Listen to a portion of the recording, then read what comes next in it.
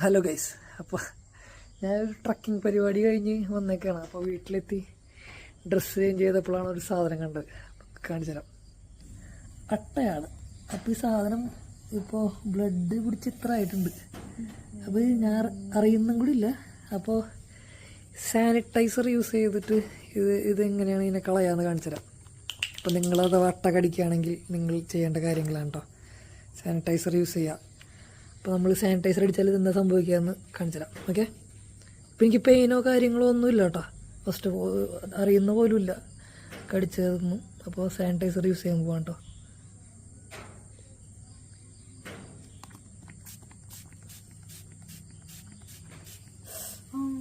കണ്ട, അതുകൊണ്ട് പോയി. ഇവിടെയാണ് കടിച്ചത്. കണ്ട, ഇത്രേ ഉള്ളൂ. അട്ട കടിച്ചാൽ പാനിക്കാവണ്ട.